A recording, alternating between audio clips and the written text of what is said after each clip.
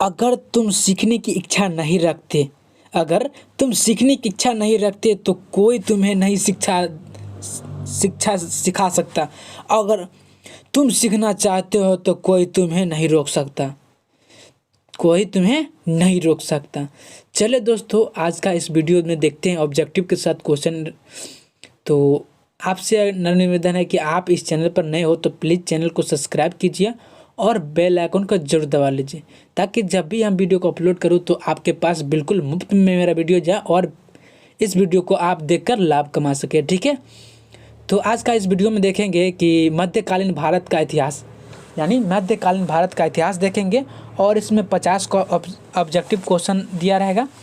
ठीक है, तो आपसे निवेदन है कि आप ज़रूर देखिएगा और मेरा वीडियो को पॉज मत कीजिएगा, शुरू से लेके अंत तक ज़रूर देखिएगा। तो चलिए दोस्तों, अपने दोस्तों को भी शेयर कर दीजिएगा। चलिए, एक नंबर क्वेश्चन क्या करा है कि मोहम्मद बिन कासिम क्या करा है दोस्तों, कि मोहम्मद बिन कासिम के आक्रमण के समय सिंध का शासक कौन था। मोहम्मद बिन कासिम के आक्रमण के समय, यानी जब मोहम्मद बिन जब कासिम जब इसका आक्रमण हो रहा था तो उस समय सिंध का शासक कौन था। मोहम्मद बिन कासिम के जब आक्रमण जिस समय हो रहा था तो उस समय सिंध का शासक कौन था। तो इसका सही उत्तर क्या जाएगा दोस्तों, दाहिर। कौन सा समय था, दाहिर। यही सिंध का शासक था इस समय, जब मोहम्मद बिन कासिम का जब आक्रमण हो रहा था उस समय का शासक कौन हो गया, दाहिर। ठीक था। चलो दोस्तों, 2 नंबर क्वेश्चन क्या कर रहा है कि 1175 ईस्वी में किसके द्वारा सिंध पर अधिकार कर लिए जाने के साथ ही अरब वासियों का सिंध पर अधिकार समाप्त हो गया। अधिकार समाप्त हो गया। तो क्या करा क्वेश्चन से दोस्तों, अच्छे से समझिएगा कि 1175 ईस्वी में 1175 ईस्वी में किसके द्वारा सिंध पर अधिकार कर लिए जाने के साथ ही अरब वासियों का सिंध पर अधिकार समाप्त सा हो गया। ठीक है, तो इसका सही उत्तर क्या होगा दोस्तों, मोहम्मद गौरी। मोहम्मद गौरी। ठीक है, चलिए दोस्तों, अच्छे से समझिएगा दोस्त। जहाँ समझ में नहीं आएगा वहाँ पर कमेंट में जरूर बता दीजिएगा कि यहाँ पर समझ में नहीं आएगा, तो हम उसका रिप्लाई देंगे आपको कमेंट में ही। ठीक है, चलिए दोस्तों, 3 नंबर क्वेश्चन की ओर चलते हैं। क्या करा कि मोहम्मद बिन कासिम इराक के किस शासक का प्रतिनिधित्व या सेनापति था। मोहम्मद बिन कासिम, जो मोहम्मद बिन जो कासिम थे, मतलब कि इसका नाम है मोहम्मद बिन कासिम, जो इराक के किस शासक का प्रतिनिधित्व या सेनापति था। तो कौन सा शासक का। तो इसका सही उत्तर क्या हो जाएगा दोस्तों, अल हज्जाल। क्या हो जाएगा दोस्तों, अल हज्जाल। ठीक है, तो इसी ने मोहम्मद बिन कासिम इराक के अल हज्जाल शासक का प्रतिनिधित्व या सेनापति था। ठीक है, चलिए दोस्तों, 4 नंबर क्वेश्चन क्या करा है कि कासिम मोहम्मद बिन कासिम ने अपने सिंध अभियान में सर्वप्रथम किस नगर पर विजय प्राप्त की थी। जो मोहम्मद बिन कासिम थे तो वह अपने सिंध अभियान में सबसे पहले किस नगर पर विजय प्राप्त किए थे।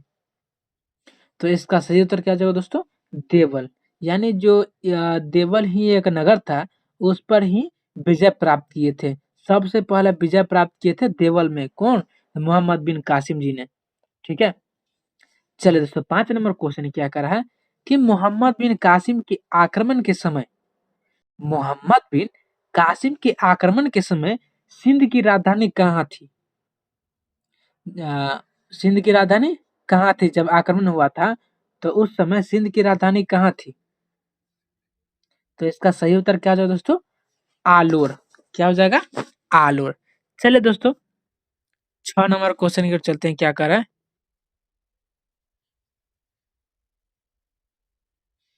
कि अरबों के आक्रमण के बाद भारत पर आक्रमण करने वाले दूसरी विदेशी जाति कौन थी? जब अरबों का आक्रमण अरबों का आक्रमण हो गया था, तब उसके बाद जब भारत पर आक्रमण करने दूसरी विदेशी जो थी, वह कौन थी? तो दूसरी विदेशी जाति की थी, वह कौन थी? तो इसका सही उत्तर क्या हो जाएगा दोस्तों? तुर्क जाति। तुर्क एगो विदेशी है, तुर्क विदेशी है, यानी तुर्क देश का उन्हीं के जाति थी। ठीक है, चलिए दोस्तों 7 नंबर क्वेश्चन क्या कह रहा है देखते हैं कि किस तुर्क सरदार ने गजनी में एक स्वतंत्र तुर्क राज्य की स्थापना की? इसका क्या हो जाएगा दोस्तों? समझिएगा अच्छा से कि जो तुर्क के जो सरदार थे, उसने गजनवी में एक स्वतंत्र तुर्क राज्य की स्थापना की।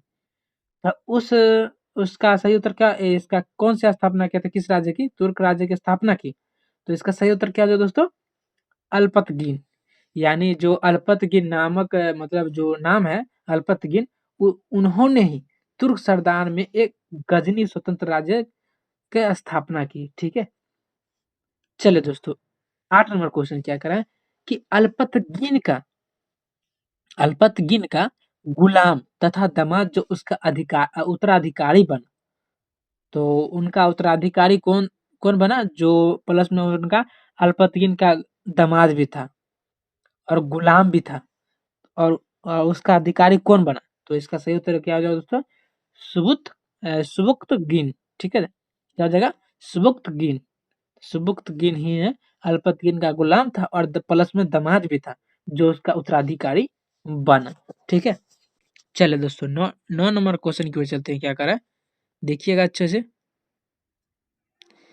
देखिए, कह रहा है कि सुबुक्तगीन ने अपने किस पुत्र को अपना उत्तराधिकारी चुना? जो सुबुक्तगीन ने अपने किस पुत्र को, मतलब जो सुबुक्तगीन से थे उनके पुत्र थे, वो अपना कौन सा पुत्र मतलब उनके कई पुत्र थे, तो ये पता नहीं कितने पुत्र थे, तो उनमें से कौन सा पुत्र को अपना उत्तराधिकारी चुना? तो इसका सही उत्तर क्या होगा दोस्तों? इस्माइल। इस्माइल को ही, मतलब सुबुक्तगीन का जो इस्माइल पुत्र था, उसको ही उत्तराधिकारी चुन लिया। ठीक है, अपना उत्तराधिकारी। चलिए दोस्तों 10 नंबर क्वेश्चन क्या करा है देखते हैं कि सुबुक्तगीन की मृत्यु के बाद इस्माइल को अपदस्थ कर कौन गजनी के शासक बन बैठा? मतलब गजनी के शासक बन गए। ठीक है, बनकर भी बैठ गए। सुबुक्तगीन की मृत्यु के बाद इस्माइल को अपदस्थ कर मतलब उसको अपदस्थ कर दिया, क्षतिग्रस्त कर दिया। और मतलब जो होता है ना क्षतिग्रस्त, इर्द गिर्द, मतलब कौन गजनी के शासक पर बैठ गया? तो इसका सही उत्तर क्या आ जाएगा दोस्तों? महमूद गजनवी। चलिए दोस्तों, जो कौन था तो इस्माइल का नहीं, सुबुक्तगीन का दूसरा पुत्र था महमूद गजनी। तो चलिए दोस्तों 11 नंबर क्वेश्चन देखते हैं कि सुबुक्तगीन पुत्र महमूद गजनी, यानी सुबुक्तगीन के पुत्र कौन था? महमूद गजनवी का जन्म कब हुआ था? तो इसका सही उत्तर क्या होगा दोस्तों? 1 नवंबर 971 ईस्वी में। ठीक है, चलिए दोस्तों 12 नंबर क्वेश्चन की ओर चलते हैं। क्या कर रहा है देखते हैं, 12 नंबर देखते हैं अच्छा से कि महमूद गजनवी ने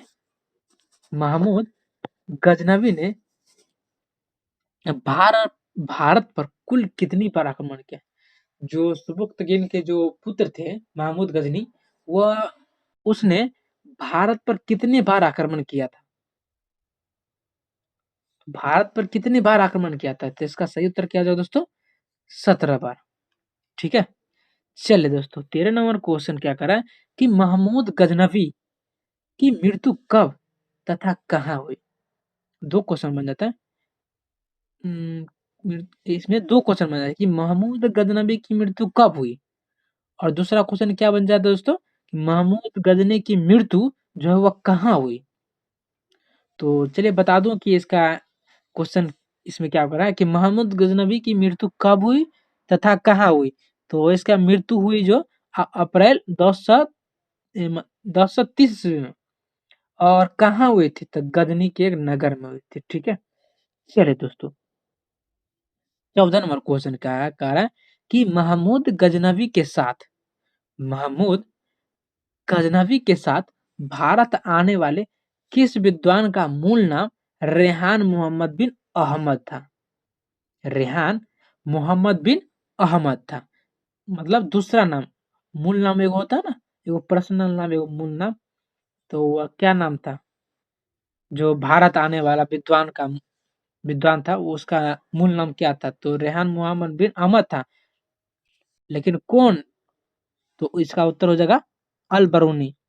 इन्हीं का नाम मूल नाम रेहान मोहम्मद बिन अहमद था। ठीक है, चलिए दोस्तों 14 नंबर क्वेश्चन की ओर चलते हैं, क्या कर रहा है देखते हैं 14 नंबर क्वेश्चन की ओर।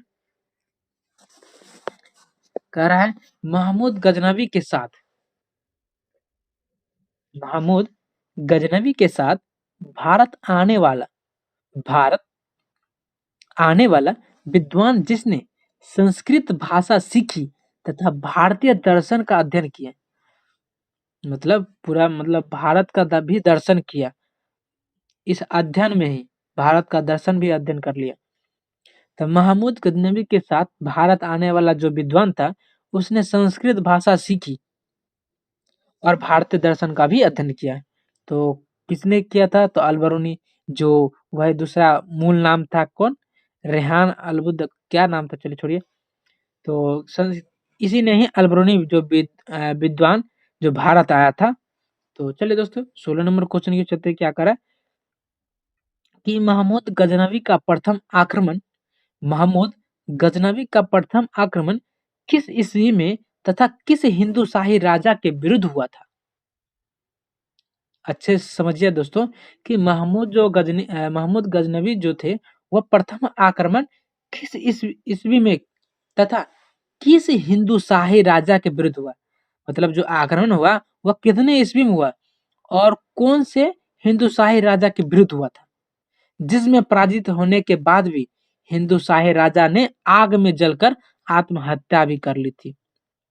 तो इसका सही उत्तर क्या हो जाएगा दोस्तों कि 1001 ईस्वी में इन्होंने प्रथम आक्रमण हुआ मोहम्मद गजनवी का। और किस हिंदू शाही राजा के विरुद्ध हुआ था? जयपाल राजा के विरुद्ध हुआ था, जिसमें पराजित होने के बाद हिंदू शाही राजा ने आग लगाकर, जो जसपाल जी थे, वो आग लगाकर आत्महत्या कर लिए थे। ठीक है दोस्तों, अच्छे से समझिएगा। चले दोस्तों 17 नंबर क्वेश्चन की ओर चलते हैं, क्या करा है कि महमूद दोस्तों बारीकी बारीकी समझिएगा कि किसमें कैसे क्वेश्चन क्या कर रहा है, और अपने से भी खुद समझिएगा, और हम भी थोड़ा समझाने की कोशिश करते हैं ताकि आपको समझ में आए। अगर फिर भी समझ में नहीं आ रहा है तो आप कमेंट में जरूर बताएं कि समझ में नहीं आ रहा है, तो हम इनको पुनः दोहराने की कोशिश करेंगे और आपको कमेंट में जरूर आंसर देंगे। ठीक है, चलिए दोस्तों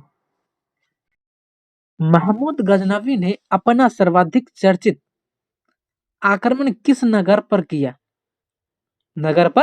किया था, और यह आक्रमण कब हुआ था, तथा भारत में महमूद गजनवी का यह कौन सा आक्रमण था? तो दोस्तों समझते हैं क्वेश्चन को अच्छे से कि महमूद गजनवी जो थे, वह अपना सर्वाधिक चर्चित आक्रमण था, वह किस नगर पर किया गया था? किस नगर पर किया गया था? तो इसका सही उत्तर क्या हो जाएगा दोस्तों? सोमनाथ पर। सोमनाथ जो एक नगर था, उसी पर किया गया आक्रमण, चर्चित आक्रमण। और अगला क्वेश्चन देखते हैं कि यह आक्रमण कब हुआ था? तो यह आक्रमण कब हुआ? तो इसका सही उत्तर क्या हो जाएगा दोस्तों? 225 से 226 ईस्वी, यानी 1025 से 1026 ईस्वी तक हुआ था। एक इतना ईस्वी को हुआ था। ठीक है, और तथा इसका आगे क्वेश्चन बोला कि तथा भारत में महमूद गजनवी का यह कौन सा आक्रमण था? जो मोहम्मद गजनवी ने बहुत सा आक्रमण किए थे, आक्रमण लड़े थे। तो यह कौन सा आक्रमण था? तो यह 16वां आक्रमण था। ठीक है, चलो हमें आशा है कि आप लोग को अच्छे से समझ में आता होगा। चलो दोस्तों 18 नंबर क्वेश्चन देखते हैं कि अल बरूनी रचित, अल बरूनी कौन था? तो वह विदेशी था जो विद्वान विद्वान भी था, विद्वान भारत आया था। चलिए दोस्तों, अल बरूनी रचित प्रसिद्ध पुस्तक का नाम क्या है जिसमें 11वीं शताब्दी के भारत के सामाजिक, राजनीतिक, धार्मिक और आर्थिक स्थिति का सही चित्रण किया गया है? अल बरूनी रचित प्रसिद्ध पुस्तक का नाम है क्या है? जो अल बरूनी रचित जो मतलब अल बरूनी जो पुस्तक को रची थी, उनका उन पुस्तक का नाम क्या है? और जिसमें वो 11वीं शताब्दी के भारत में क्या-क्या था, सामाजिक, राजनीतिक, धार्मिक और आर्थिक स्थिति को सही चित्रण किया, मतलब सही दिया। सही के बारे में उन्होंने बताया कि सामाजिक, राजनीतिक, धार्मिक और आर्थिक स्थिति क्या होगी। तो ऐसा कौन-सा पुस्तक था जिसने अल-बरूनी ने लिखा था? उन पुस्तकों का नाम बताना है जिसमें 11वीं शताब्दी के भारत के ये सब स्थिति का सही चित्रण किए थे इन्होंने। तो कौन-सा किताब था? मतलब कौन-सा पुस्तक था? तो इसका सही उत्तर क्या हो जाएगा दोस्तों? किताबुल हिंद। क्या हो जाएगा दोस्तों? किताबुल हिंद। य यही किताब था जो अल-बरूनी ने रचित किए थे, रचित प्रसिद्ध पुस्तक। चलिए दोस्तों 18 नंबर क्वेश्चन देखते हैं क्या कह रहा है कि किताबुल हिंद क्या हो जाएगा दोस्तों? कि किताबुल हिंद या इसका दूसरा मतलब दूसरा रूप देते हैं कि किताबुल हिंद या तहकीक ए हिंद। दोस्तों अगर किताबुल हिंद नहीं बोलेंगे तो तहकीक ए हिंद भी बोल सकते हैं। ठीक है, इनका मूल नाम है।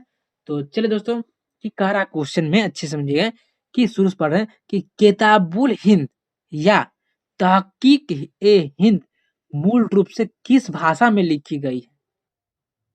ये जो है वह किन भाषाओं में लिखी गई है? तो इसका सही उत्तर क्या हो जाएगा दोस्तों? अरबी। यानी जो क्या कर रहा है वो जो किताब लिखे थे वो अरबी भाषा में लिखे थे। ठीक है, चलिए दोस्तों 20 नंबर क्वेश्चन क्या कर रहा है कि महमूद गजनवी के आक्रमण के समय, जब महमूद गजनवी जब आक्रमण किए थे तो उस समय भारत का सर्वाधिक शक्तिशाली राज्य कौन सा था? मतलब जब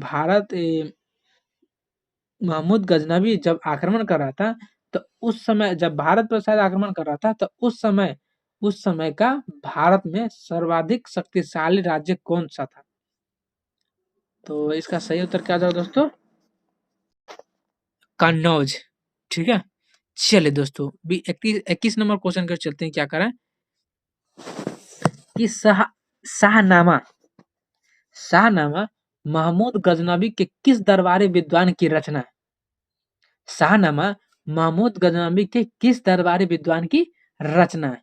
तो इसका सही उत्तर क्या हो जाएगा दोस्तों? फिरदौसी। क्या हो जाएगा दोस्तों?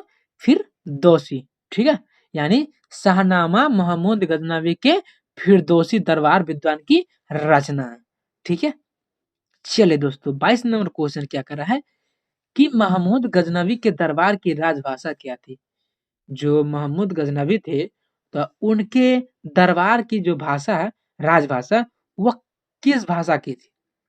तो इसका सही उत्तर क्या हो जाएगा दोस्तों? फारसी भाषा। ठीक है, चलिए दोस्तों 23 नंबर क्वेश्चन चलते हैं क्या कर रहा है कि इस्लामिक जगत में खलीफा से सर्वप्रथम सुल्तान की उपाधि प्राप्त करने वाला व्यक्ति कौन था? क्या कर रहा है दोस्तों? अच्छे से समझिएगा कि जो इस्लामी जगत में खलीफा से सबसे पहले सुल्तान की उपाधि प्राप्त करने वाला प्रथम मतलब सबसे पहला व्यक्ति कौन था जो खलीफा से सुल्तान की उपाधि प्राप्त की थी? तो सबसे पहला व्यक्ति कौन हो जाएगा इस्लामी जगत में? तो इसका सही उत्तर हो जाएगा क्या? महमूद गजनबी। ठीक है, चलिए दोस्तों 24 नंबर क्वेश्चन की ओर चलते हैं क्या कर रहा है कि महमूद गजनवी के भारतीय आक्रमण को सिख विद्वान ने महमूद गजनवी के भारतीय आक्रमण को सिख विद्वान ने जिहाद यानी पवित्र युद्ध की संज्ञा दी थी। पवित्र युद्ध की संज्ञा दी थी। तो इसका सही उत्तर किसने दिए थे? अल बरूनी ने। ठीक है, अल बरूनी ने महमूद गजनवी के भारतीय आक्रमण के सिख विद्वान ने जिहाद की संज्ञा दी थी। तो अल बरूनी, ठीक है। चलो दोस्तों, 25 नंबर क्वेश्चन क्या करा है कि महमूद गजनवी की मृत्यु के बाद किसने गजनी पर अधिकार कर लिया था? जब महमूद गजनी की जब मृत्यु हो गया था, तो उसके बाद किसने गजनी पर अधिकार जमा लिया?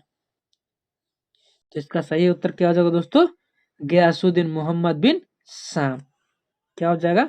गयासुद्दीन मोहम्मद बिन शाम। ठीक है, चलिए दोस्तों, अब चलते हैं 26 नंबर क्वेश्चन की ओर। क्या कर रहा है देखते हैं कि मुइजुद्दीन, क्या हो जाएगा? मुइजुद्दीन उर्फ शिहाबुद्दीन, क्या कह रहा है? मुइजुद्दीन उर्फ शिहाबुद्दीन मोहम्मद बिन शाह किस नाम से तथा कब गौर की गद्दी पर बैठा? इन्होंने कब गद्दी पर बैठा था? कौन सा गद्दी पर? जो बिन साग यानी गौर की जो गद्दी थी वो, उस पर इन्होंने कब बैठा?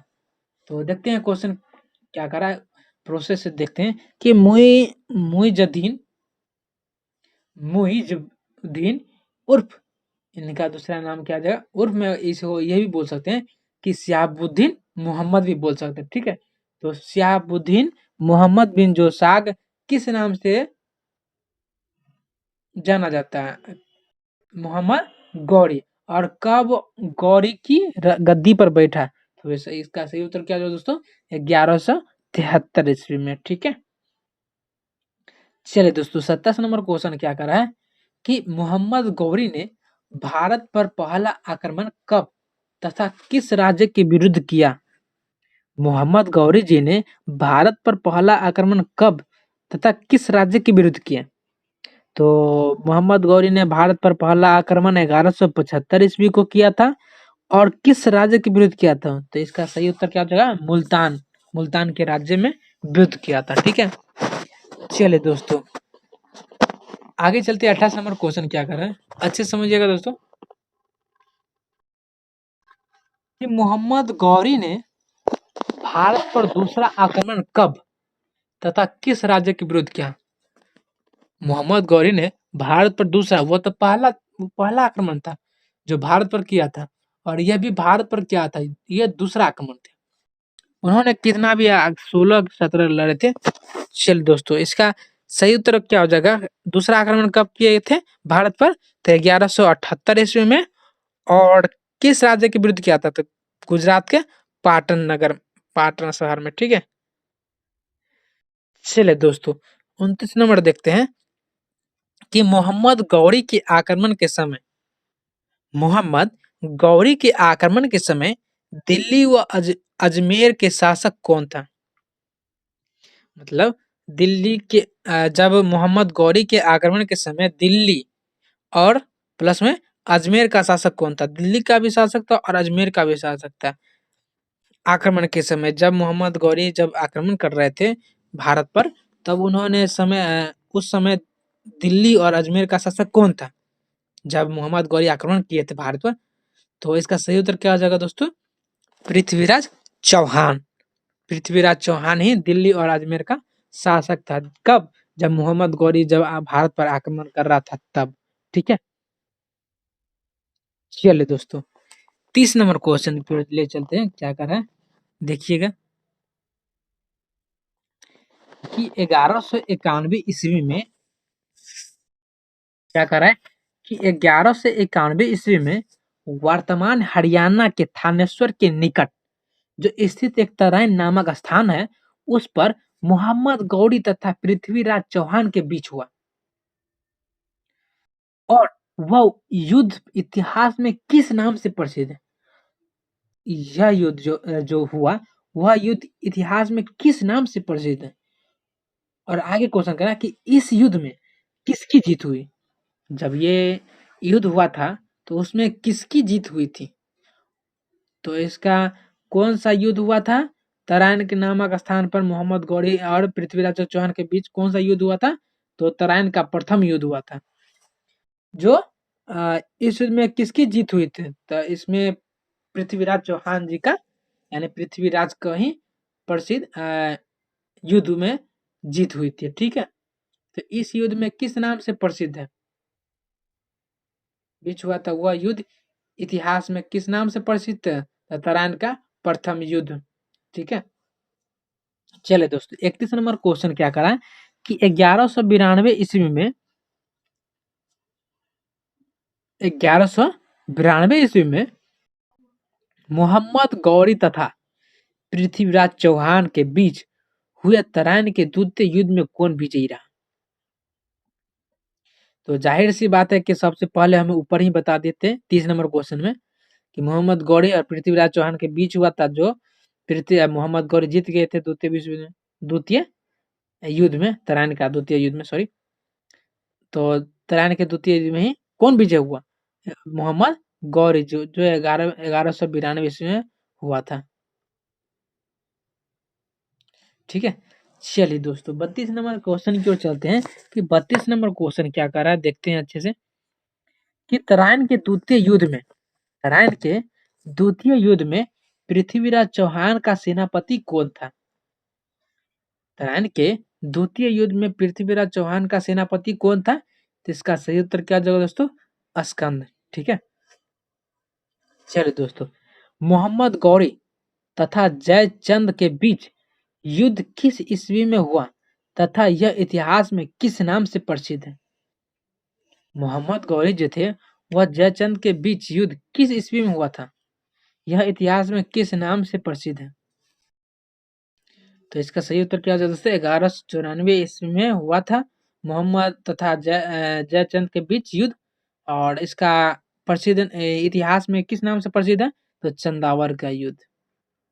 तो दोस्तों याद रखिएगा कि चंदावर का युद्ध 1194 ईस्वी में हुआ था, और उसमें इतिहास में यह नाम प्रसिद्ध है, चंदावर का युद्ध। ठीक है, तो इतिहास का ही विषय है, तो हम इतिहास का ही ऑब्जेक्टिव देख रहे हैं। तो दोस्तों अच्छे से याद याद कीजिएगा और अपना कंपटीशन लेवल का तैयारी अच्छे से करते रहिए।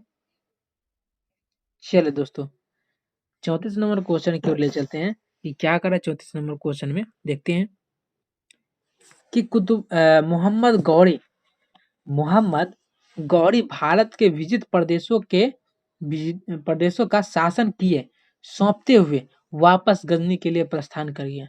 मतलब वहां से आ गया, प्रस्थान, यहाँ मतलब एक जगह से दूसरे स्थान पर चल गए। ठीक है, मोहम्मद गौरी भारत के विजित प्रदेशों का शासन किए, इसे सौंपते हुए वापस गजनी के लिए प्रस्थान कर गया। ठीक है, तो क्या हो जाएगा इसका आंसर? कुतुबुद्दीन ऐबक।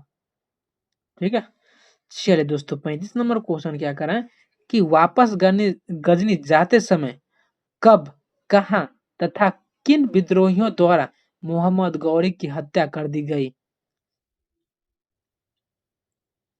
तो इसका सही उत्तर क्या जाएगा दोस्तों? तो कब किए थे? तो वापस जाते समय कब?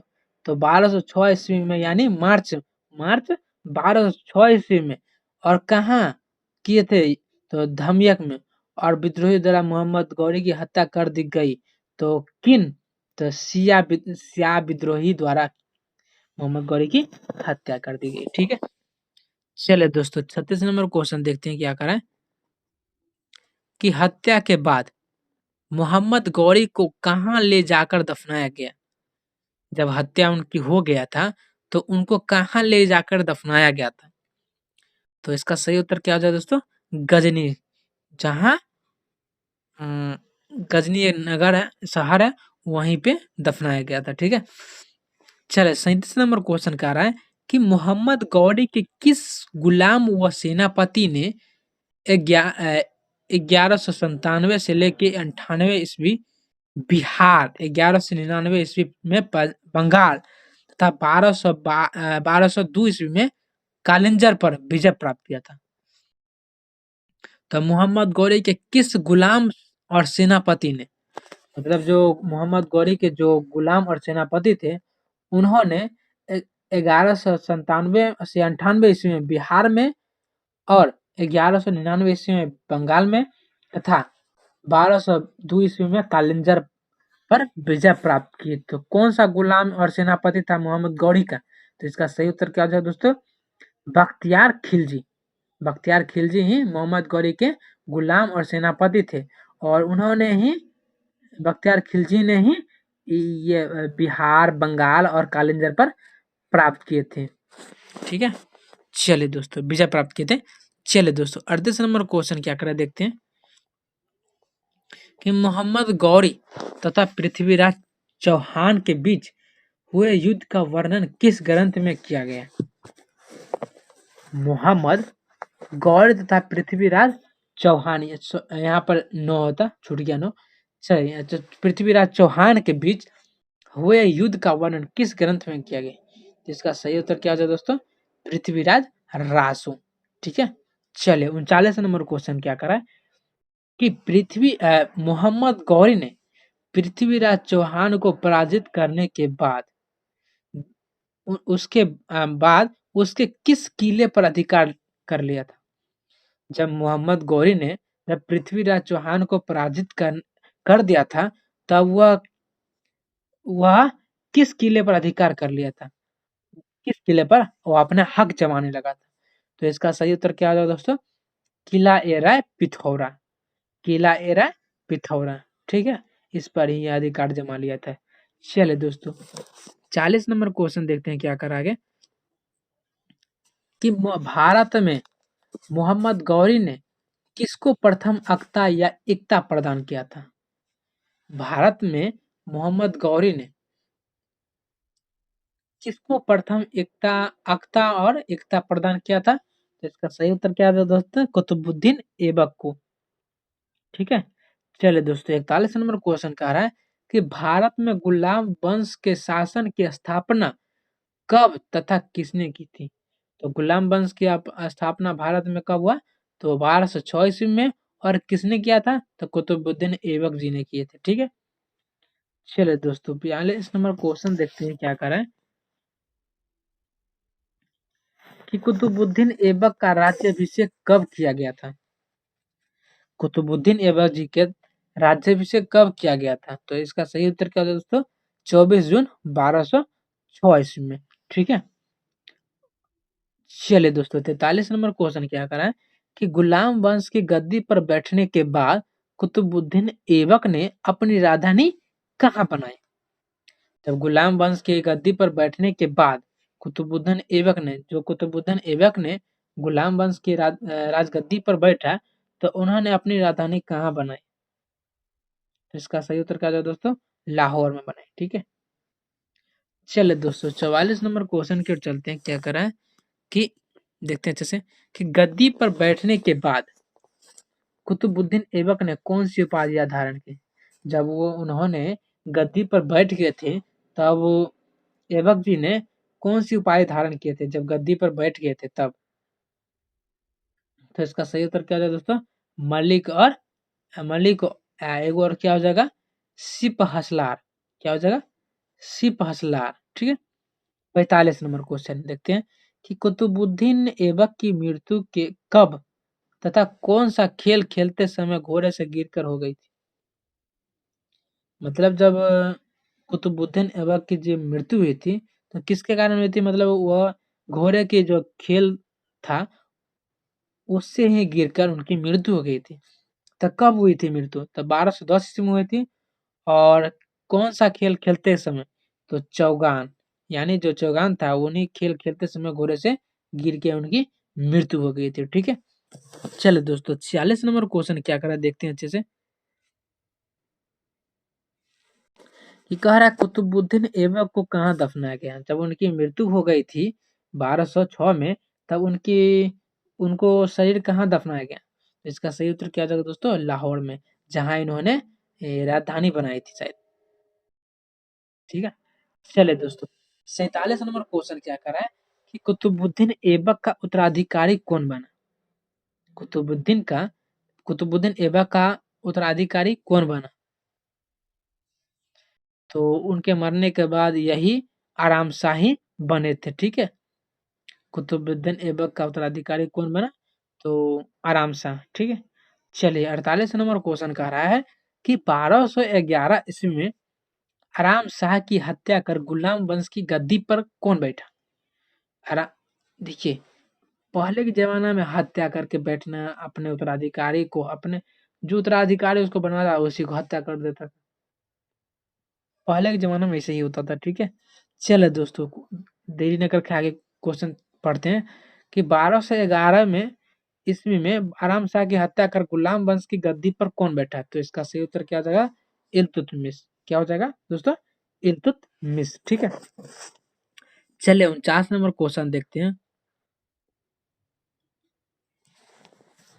इल्तुतमिश किसका दामाद और गुलाम था?